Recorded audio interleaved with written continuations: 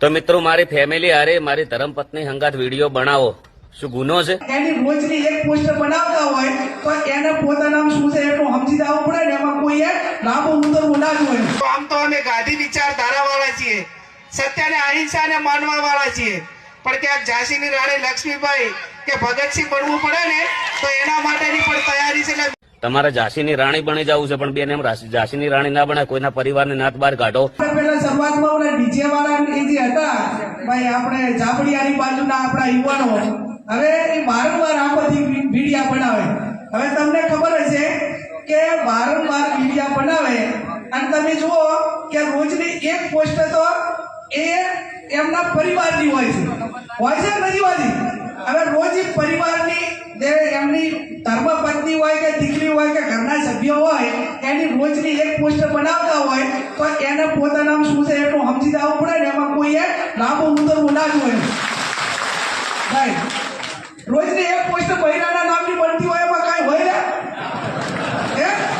અને એના માટે કરી તમે આખો દાડો ઇસ્યુ બનાવો. મિત્રો જ્ઞાનીબેન ઠાકોરે ઠાકોર સમાજની મીટિંગમાં અર્જુન ઠાકોર અને ગબ્બર ઠાકોર પર ટિપ્પણી કરી કે અર્જુન ઠાકોર અને ગબ્બર ઠાકોર વારંવાર વિડીયો બનાવે છે અને દરરોજને એક પોસ્ટર તેમની ફેમિલી અને તેમના પત્ની સાથે હોય છે. મિત્રો ગબ્બર ઠાકોરનું કહ્યું છે કે પોતાના પરિવાર સાથે પોતાની પત્ની સાથે વિડીયો બનાવવો ગુનો છે અને ગબ્બર ઠાકોર આ વિડીયોમાં શું કહે છે તે જુઓ. તો મિત્રો મારી ફેમિલી હારે મારી ધર્મપત્ની હંગાત વિડીયો બનાવો શું ગુનો છે?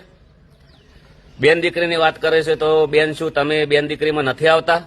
અથવા તમે મારા પરિવાર હંગાત ટિપ્પણી કરો છો કે પરિવાર હંગાત વિડીયો બનાવે, તો એવા સમાજની અંદર દીકરા છે કે બહુ નેગેટિવમાં જાહેરમાં ગાળો બોલે છે, એ પરિવાર હંગાત તો તમે કોઈ દિવસ ટિપ્પણી કરી નથી. હવે મારા પરિવારના તમે 2-3 વિડીયો કે આવી રીતના તમે એ કહી શકો છો, તો મારા પરિવારમાં મારા હગ્ગા ભાઈઓમાં રાગ છે, અમે ભેળા વિડીયો બનાવીએ છીએ, એ તમને ના દેખાણા? મારા ઘરે જે હારા કાર્યનો જે પંખી ઘર કરેલું છે એ તમને ના દેખાણું? 3 પરિવારના જે મા બાપ વગરના છે એમને મકાન કરી આપ્યા, એ વિડીયો તમને ના દેખાણા? તમને મને તો એ ખબર નથી કે તમે સમાજ સેવા માટે મીટિંગ કરો છો કે મારા પરિવાર માટે મીટિંગ કરો છો. જે જગ્યાએ મીટિંગ હોય એ જગ્યાએ મારા પરિવારના વિરોધમાં તમારા લોકોને ઉશ્કેરવાના, લોકોને અમારા વિરોધમાં વાતો કરવાની. કાલ ઉઠીને તો તમે એમ કહો કે આ બંને ભાઈઓને મારો.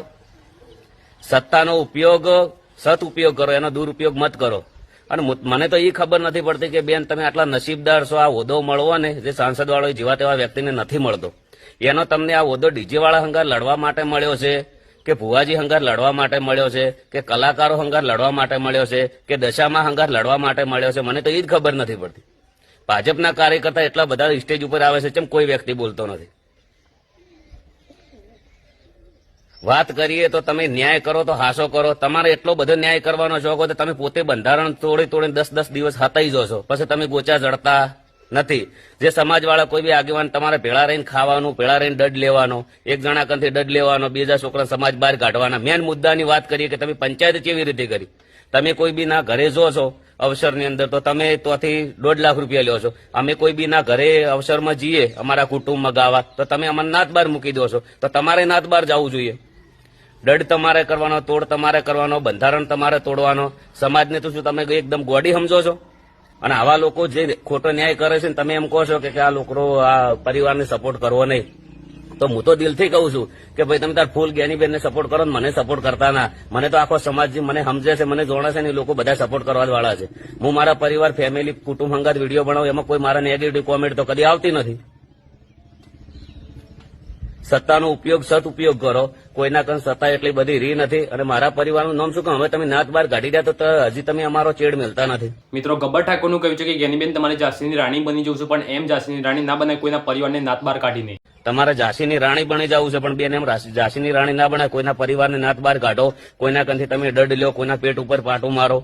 એમ ઝાંસીની રાણી શેનાથી બનાવે? દરેક વ્યક્તિને હંગાથ લઈને બનાવવા. તમને બહુ નસીબથી મળ્યું હતું કે બનાની બેન આખો સમાજની બધા સમાજ તમારી ખૂબ ઇજ્જત કરતા હતા.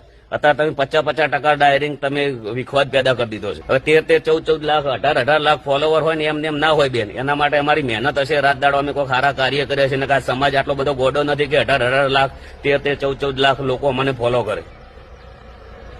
એટલે આડા ધડે ગમે તે જગ્યાએ નિવેદન ના આલો, માઇકમાં બોલો તો ઓર રાખો. સમાજના દીકરા છીએ અમે, એટલે ગમે તે જગ્યાએ બોલો ને. હું તો અત્યારે તો જાહેરમાં કહું છું, આટલા દિવસ નતો કહેતો ભાઈ ડીજે વાળા, ભુવાજી, કલાકારો અને દશામા વાળા આટલા તો જ્યારે તમારો સમય આવે ને એટલે યાદ રાખજો. બધાને જય બાબારી, જય રોમાધણી. તો આજે તમારા તમારા બધાય વતી કહું છું કે અત્યારે હું અહીં રામપુરા જ છું. તમારી ઓકાત હોય ને તો પથ્થર તો શું, પણ આજે હું કોઈ રાજકીય કોંગ્રેસ પાર્ટીની મિટિંગમાં છું, પણ મારા સમાજ વચ્ચે છું. અને મારા સમાજ આખા ગુજરાતની અંદર ખૂણે ખૂણે બેઠો હોય અને કોંગ્રેસના આગેવાનોને ઠાકોર સમાજને કોઈ પથ્થર મારવાની ધમકી આપતા હોય તો આમ તો અમે ગાંધી વિચારધારાવાળા છીએ, સત્યને અહિંસાને માનવાવાળા છીએ. પણ ક્યાંક ઝાંસીની રાણી લક્ષ્મીબાઈ કે ભગતસિંહ બનવું પડે ને તો એના માટેની પણ તૈયારી છે. એટલે મહેરબાની કરીને કોઈ દાડો કોઈને એવી કોઈને વાયા સમાચાર આપીને ધમકી આપવાની વાત ના કરતા. ધમકી જ રહે અને એવી તાકાત હોય તો મેદાનમાં આવજો. મેદાન તમે નક્કી કરજો કે અમારે કઈ જગ્યાએ આવવાનું છે. એટલે કોંગ્રેસનો કાર્યકર એક ગાંધી વિચાર સાથે વણાયેલો છે. આપણે બધા સદારામ બાપુને ભારતીજી મહારાજને માનવા વાળા છીએ, પણ મહેરબાની કરીને ક્યાંક આ ખોટી મગજની નસ ખેંચવાનું ના કરે એવી પણ હું એમની પાસે અપેક્ષા રાખું છું. મિત્રો આ લોકો જાતે જ બંધારણ તોડે છે, કારણ કે જ્ઞાનીબેન ઠાકોર પાટણના પૂર્વ પ્રમુખ ભાજપના દશરથ ઠાકોરની દીકરીના લગ્નમાં ગયા હતા. ત્યાં વીઆઈપી જમવાનું, વીઆઈપી રિસેપ્શન જે તમે આ વિડીયોમાં જોઈ શકો છો. અને મિત્રો કમેન્ટ કરીને જણાવજો કે જ્ઞાનીબેન ઠાકોરે બંધારણ તોડ્યું છે કે નહીં. પાટણમાં હરીજમાં ઠાકોર સમાજના બંધારણનું ઉલ્લંઘન થયું છે. સાંસદ જ્ઞાનીબેનની હાજરીમાં જ બંધારણનું ઉલ્લંઘન થયું. પાટણના પૂર્વ ભાજપ પ્રમુખ દશરથ ઠાકોરના દીકરીના લગ્ન હતા. વીઆઈપી રિસેપ્શન ભોજન સમારંભનું આયોજન થયું. લગ્ન માટે મોંઘી કંકોત્રી પણ છપાવી. બંધારણ મુજબ લગ્નમાં એક મીઠાઈ પીરસવા નક્કી છે. દશરથ ઠાકોરના ઘરે બંધારણનું ઉલ્લંઘન થતા લોકોમાં રોષ છે. પાટણમાં હારીજમાં ઠાકોર સમાજના બંધારણનું ઉલ્લંઘન, સાંસદ જ્ઞાનીબેનની હાજરીમાં જ આ બંધારણનું ઉલ્લંઘન થયું હોવાનું હાલમાં ચર્ચાઓ ચાલી રહી છે. આ એ જ જ્ઞાનીબેન છે જેમણે કલાકાર ગબ્બર ઠાકોરના ડીજે વિવાદ પર કહ્યું હતું કે ડીજે તો આજે નહીં અને કાલે નહીં. અને આજે એ જ જ્ઞાનીબેન તેમના જ સમાજના નિયમોનો ભંગ કરનાર આગેવાનના ઘરે પ્રસંગમાં સામેલ થાય તે અનેક સવાલો ઊભા કરે છે. હવે આ સમગ્ર બાબતે સોશિયલ મીડિયામાં પોસ્ટર વોર શરૂ થયું છે.